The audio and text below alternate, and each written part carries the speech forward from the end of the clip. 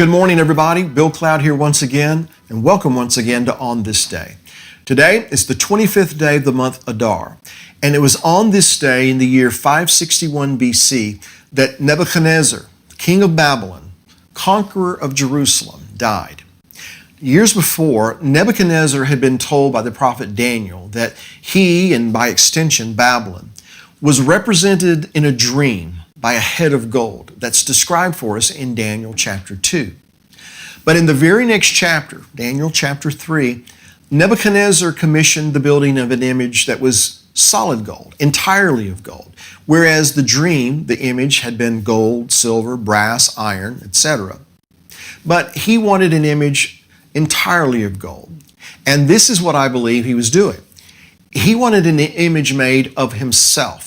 That was the image that he commissioned, and that was eventually raised on the plain of Dura. In fact, we read in Daniel 3 that all of his subjects, administrators, and governors were commanded to come together, and when they would hear the symphonies play, were to bow down and to worship the image of the king of Babylon. Now, if you know your Bible, that should sound very familiar, because in the book of Revelation, at the end of days, here's what we see happening.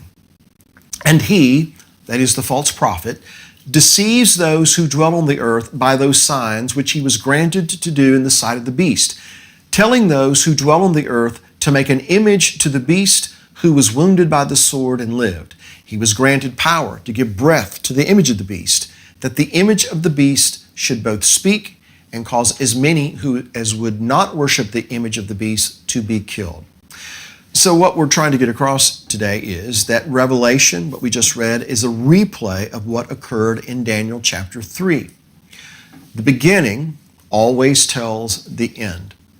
Going back to Daniel chapter 4, we see that Nebuchadnezzar, king of Babylon, was given the heart of a beast, and he was reduced to eating grass like an ox for a total of 7 years. And so we see that though this head of gold lost his kingdom for a duration, he was eventually restored to his throne and to his power. So what does that mean? Well, if we believe that we're living in the last days, then we know that according to Revelation 17, there's going to arise a beast that John describes as being in the past, but it wasn't present in John's day, but eventually, it was going to arise from the abyss, and its kingdom was going to be restored for a 42-month period, or 3.5 years. And it would be during that time that the false prophet would command that people bow down and worship the image of this beast. Now, according to Revelation 13, the beast has 7 heads, one of which received a deadly wound with the edge of a sword, but was healed, meaning that particular head, or shall we say principality, was revived. And thus the beast which had been in the abyss arose and lived again. So when we try to determine who and what this beast is, to make it plain and simple, all we have to do is read Revelation 17 and then read the next chapter, 18. It's not very cryptic. We see a name that keeps popping up again and again. And by the way, it's not Rome, it's Babylon. I said to you several days ago that the adversary is an illusionist.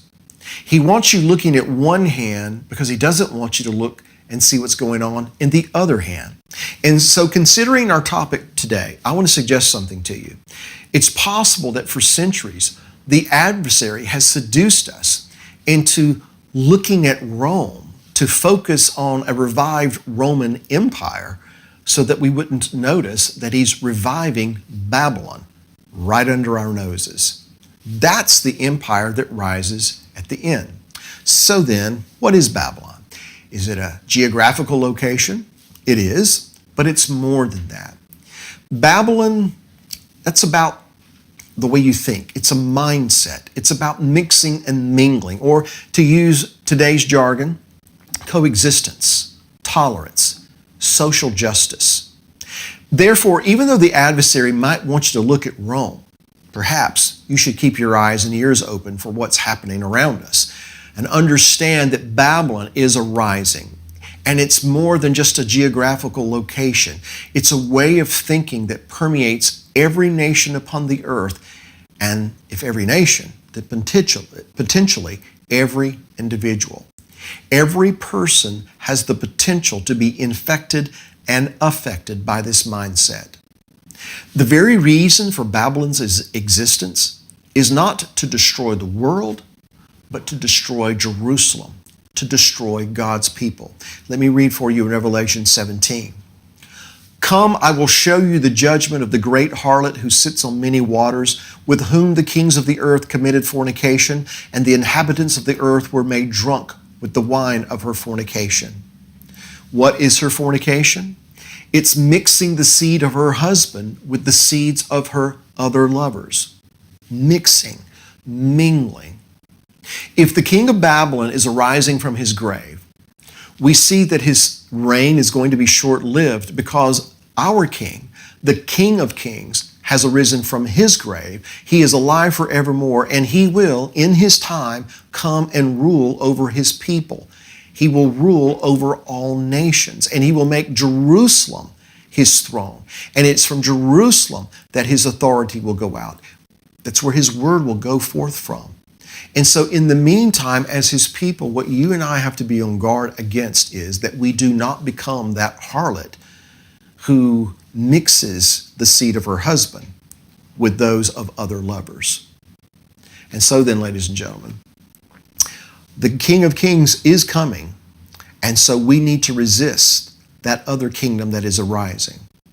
So here's where we find ourselves. You and I have been chosen to come into the kingdom at such a time as this. So stay diligent, stay alert, be on guard, and let's fulfill our purpose for being here. Hey, thanks for joining me today. We'll see you tomorrow. Shalom. Like what you're hearing? Become a Bill Cloud Premium Partner to watch or listen to hundreds of hours of teachings and resources on demand. Go to BillCloud.com/subscribe to start watching today.